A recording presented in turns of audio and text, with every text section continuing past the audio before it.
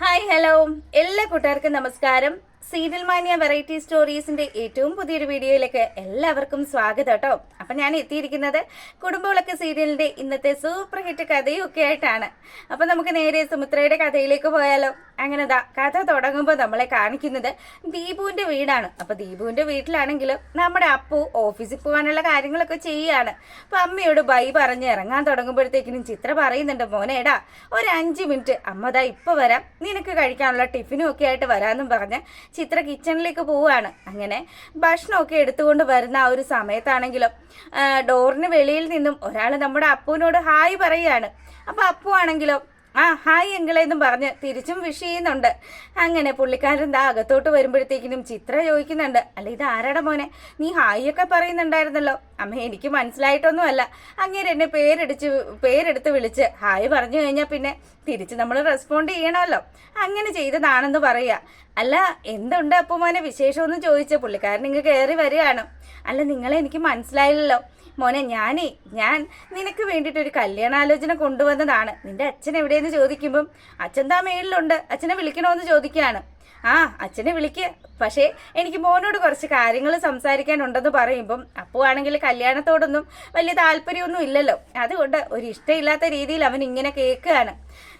എന്തായാലും നല്ലൊരു കുടുംബത്തിലെ കൊച്ചു തന്നെയാണ്, മോൻ ഇഷ്ടപ്പെടും, മോൻ അറിയാവുന്ന ഒരു കുട്ടി തന്നെയാണ് എന്നുള്ള കാര്യമൊക്കെ പറയുമ്പം അങ്കിള് ആരുടെ കാര്യമാണ് ഉദ്ദേശിക്കുന്നതെന്ന് പറയുമ്പം ഓഫീസിലെ സ്നേഹയുടെ ആലോചനയുമായിട്ടാണ് ഇങ്ങനെ വന്നിരിക്കുന്നത് എന്ന് മനസ്സിലാക്കുകയാണ്. അപ്പോൾ ഉടനെ തന്നെ നമ്മുടെ ചിത്രയാണെങ്കിൽ ചിരി വരുന്നുണ്ട് കേട്ടോ.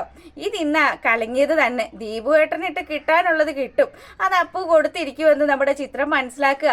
അപ്പം ആ ദീപു അങ്ങോട്ട് ഇറങ്ങി വരിക.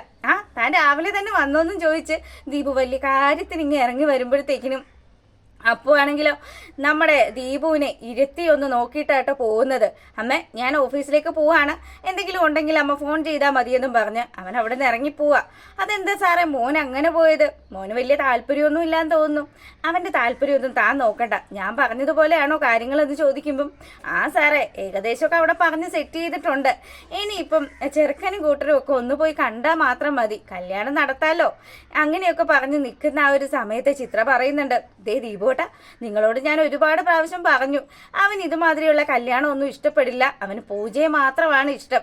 നിങ്ങൾ ഇതൊക്കെ അറിഞ്ഞു വെച്ചിട്ട് എന്തിനാണ് അവന് വേണ്ടി വേറെ കല്യാണം ആലോചിക്കുന്നത്? അപ്പൊ ദീപു പങ്കജിന്റെ അടുത്തുനിന്ന് കാശ് വാങ്ങിച്ചിട്ടുണ്ട്, എത്രയും പെട്ടെന്ന് അപ്പുവിന്റെ വിവാഹം നടത്തണമെന്നാണല്ലോ പങ്കജകുമാരന്റെ ഓർഡർ. ഈ ഓർഡർ അനുസരിച്ചാണ് ദീപു പോകുന്നത് എന്നുള്ള കാര്യമൊന്നും നമ്മുടെ ചിത്രയ്ക്ക് മനസ്സിലാവുന്നില്ല.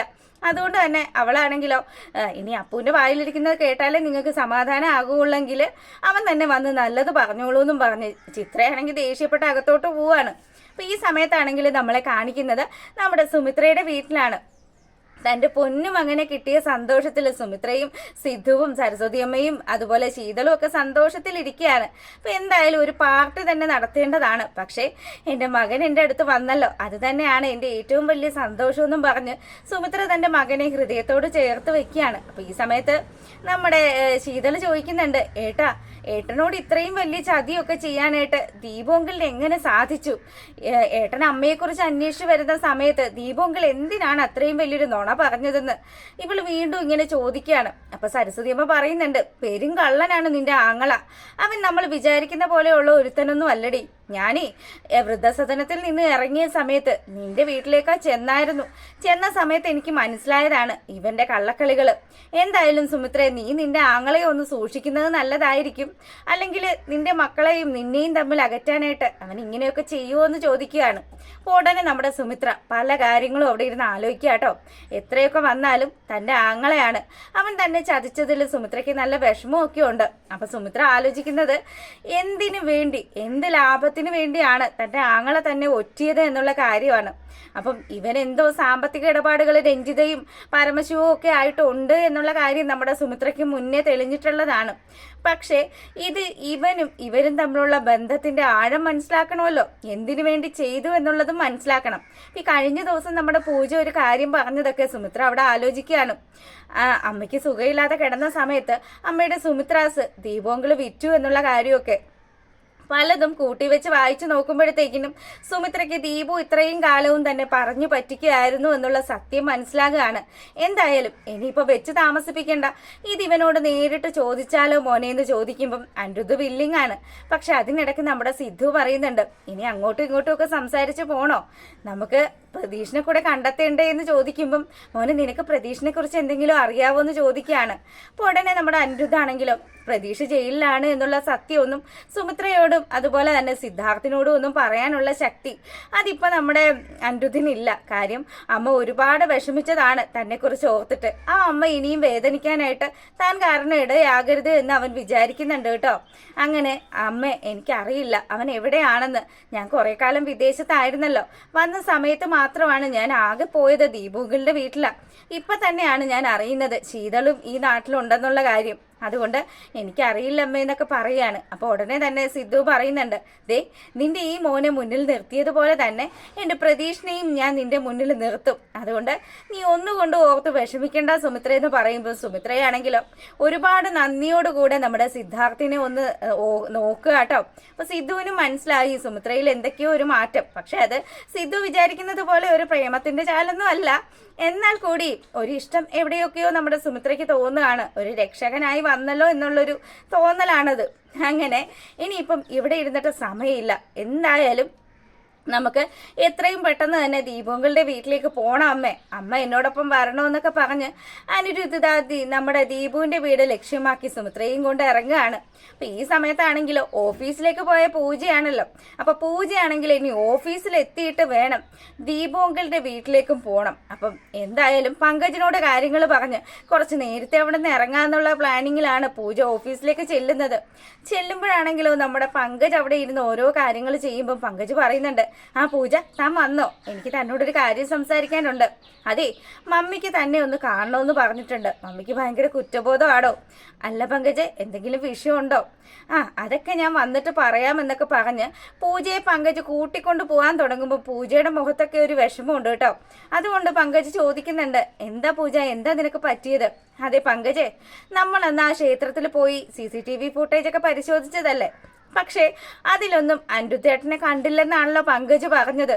അപ്പൊ ഈ കാര്യം ഇങ്ങനെ കേൾക്കുമ്പോൾ ഇവനിങ്ങനെ ആലോചിക്കുക, ഈശ്വര ഇനി ഇവളെങ്ങാനും കണ്ടുപിടിച്ചിട്ടാണോ തന്നെ ക്വസ്റ്റ്യൻ ചെയ്യുന്നത് എന്നുള്ള കാര്യം ആലോചിക്കുമ്പം പങ്കജ് പറയുന്നുണ്ട്, അല്ലടോ നമ്മൾ രണ്ടുപേരും കൂടി പോയല്ലേ നോക്കിയത്, ആ ഫുട്ടേജിലൊന്നും നിന്റെ ചേട്ടനുണ്ടായിരുന്നില്ലല്ലോ, പിന്നെ എന്താ നീ ഇപ്പം ഇങ്ങനെ ചോദിക്കാൻ കാരണം എന്ന് പറയുമ്പം അതെ അനിരുദ്ധേട്ടൻ തന്നെയാണ് അന്ന് ക്ഷേത്രത്തിൽ വന്നത്, ആ കാര്യമൊക്കെ ഞങ്ങൾക്ക് മനസ്സിലായെന്ന് പറയുമ്പോൾ എന്നാ പിന്നെ പെട്ടു. അമ്മയും താനും ഒക്കെ കൂടി പ്ലാൻ ചെയ്ത് നടത്തിയ നാടകമാണ് ഇതൊന്നും ഇവൾ അറിഞ്ഞിട്ടില്ല. ഇപ്പം അറിഞ്ഞ സ്ഥിതിയാണെങ്കിൽ പിന്നെ തീർന്നു. ഇനി ഇവളുടെ പിന്നാലെ നടക്കുന്ന കൊണ്ട് ഒരു കാര്യവും നടക്കാൻ പോകുന്നില്ല എന്ന് മനസ്സിലാക്കി പങ്കജിത് എന്താ പറ്റിയത്, എന്താ കാര്യമെന്ന് ചോദിക്കുകയാണ്. ഉടനെ തന്നെ ഇതാ എൻ്റെ അനിരുദ്ധേട്ടൻ വീട്ടിൽ വന്നെന്നും സുമിത്രാമ്മയെ നേരിൽ കണ്ടു എന്നുള്ള കാര്യമൊക്കെ പൂജ അങ്ങ് വിളമ്പുകയാണ്. അപ്പോൾ പൂജ ഇതൊക്കെ പറയുമ്പോഴത്തേക്കിനും നമ്മുടെ പങ്കജാണെങ്കിൽ ഈശ്വര ശത്രുപക്ഷത്തെ ആൾക്കാർ കൂടുകയാണല്ലോ. ഇവരെല്ലാവരും തമ്മിൽ ഒത്തു കഴിഞ്ഞാൽ ഉറപ്പായിട്ടും വിൽപ്പത്ര രഹസ്യങ്ങളെല്ലാം ചൂഴ്ന്നെടുക്കാൻ ഇതുങ്ങളെല്ലാം കൂടി ഇറങ്ങിത്തിരിക്കും. അങ്ങനെ തിരിച്ചു കഴിഞ്ഞാൽ പിന്നെ താനും തൻ്റെ അമ്മയും ഒക്കെ പെട്ടല്ലോ എന്നുള്ള ചിന്തയിൽ ഇവൻ നിൽക്കുക കേട്ടോ. അപ്പം ഇവൻ്റെ ആലോചനയും കാര്യങ്ങളും ഒക്കെ കാണുമ്പം പൂജ ചോദിക്കുന്നുണ്ട്, നീ എന്താ പങ്കജ് ഇങ്ങനെ ആലോചിക്കുന്നത്? ഒന്നുമില്ല, നമുക്ക് എന്തായാലും മമ്മിയുടെ അടുത്തേക്ക് പോവാം. അപ്പം എത്രയും പെട്ടെന്ന് തന്നെ മമ്മി ഈ കാര്യങ്ങൾ പറഞ്ഞ് ധരിപ്പിക്കണമല്ലോ, അതിനു വേണ്ടി ഇവർ അവിടെ നിന്ന് അങ്ങ് ഇറങ്ങുകയാണ്. അപ്പം ഈ സമയത്താണെങ്കിലോ അനിരുദ്ധ് സുമിത്രയും കൂട്ടി ദീപുവിൻ്റെ വീട്ടിലെത്തുകയാണ്. പക്ഷേ സുമിത്ര വന്ന കാര്യമൊന്നും ദീപു അറിയുന്നില്ല. ദീപു അവിടെ ഉമ്മറത്തിങ്ങനെ ഇരിക്കുന്ന ആ ഒരു സമയത്ത് നമ്മുടെ അനിരുദ്ധ് അങ്ങോട്ട് അകത്തോട്ട് കയറി ചെല്ലുക, ഉമ്മറ അല്ലോട്ടോ ഹാളിലിരിക്കുന്ന സമയത്ത്. അപ്പോൾ അനിരുദ്ധ് ചെല്ലുന്ന കാണുമ്പോഴത്തേക്കിന് ഈശ്വര ഇവൻ ഇവിടെ വന്നോ, ചിത്ര അകത്തുണ്ട്, ഇനിയിപ്പോൾ ചിത്രയെങ്ങാനും നിൽക്കെ ഇവൻ അമ്മയുടെ കാര്യങ്ങൾ വല്ലതും പറഞ്ഞാൽ തീർന്നു. അപ്പോൾ ആ ഒരു ടെൻഷനിൽ ദീപു ചോദിക്കുന്നുണ്ട്, ഹലോ മോനെ അനി, നീ എന്താ വന്നത്, എന്തെങ്കിലും വിശേഷം ഉണ്ടോ എന്ന് ചോദിക്കുമ്പം ആ അങ്കിളെ ഒരു വിശേഷമുണ്ട്, അത് പറയാൻ വേണ്ടി തന്നെയാണ് അങ്കിളിനെ തേടി വന്നത് എന്നുള്ള കാര്യം പറയാണ്. അപ്പം ഇവൻ ഈ മുള്ളും മോനെയൊക്കെ വെച്ച് സംസാരിക്കുന്ന കേൾക്കുമ്പോഴത്തേക്കിനും നമ്മുടെ ദീപുവിനാണെങ്കിലോ ഈശ്വര ഈ ചെറുക്കൻ ഇത് എന്താണ്, ഇനി വല്ല വഴക്കം ഉണ്ടാക്കാൻ വന്നതാണോ, ഇവനെങ്ങാനും ഇനി ചേച്ചിയെ കണ്ടുമുട്ടിയോ എന്നുള്ള ടെൻഷനൊക്കെയാണ് ദീപുവിനുള്ളത്. അപ്പം അവരങ്ങനെ സംസാരിച്ചുകൊണ്ടിരിക്കുമ്പോഴത്തേക്കിനും സൗണ്ട് കേട്ടിട്ട് ചിത്ര അങ്ങോട്ട് വരിക കേട്ടോ. അപ്പം ചിത്ര വന്നതും എടാ മോനെ അനി എന്നാ ഉണ്ടടാ വിശേഷം എന്നൊക്കെ ചോദിച്ച് അനിരുദ്ധിനോട് കുശലം ചോദിക്കുകയാണ്. അപ്പം ആൻറ്റി എനിക്ക് സുഖമാണ്, നല്ല വിശേഷങ്ങളൊക്കെ തന്നെയാണ്. മോൻ എന്നാ നാട്ടിൽ വന്നത് എന്ന് ചിത്ര ചോദിക്കുകയാണ്. അല്ല ആൻറ്റി, ഞാൻ അന്ന് വന്നായിരുന്നു, ഞാൻ വന്നിട്ട് ഇപ്പോൾ കുറച്ച് മാസങ്ങളായി.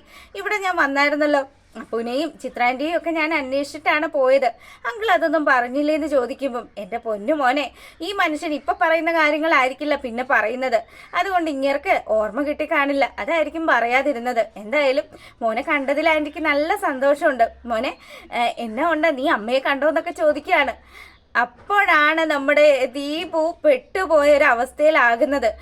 അല്ലടി നീ ഇതെന്തൊക്കെയാ ഈ പറയുന്നതെന്നൊക്കെ പറഞ്ഞ് ചിത്രയുടെ വായടപ്പിക്കാൻ നോക്കുന്നുണ്ട്.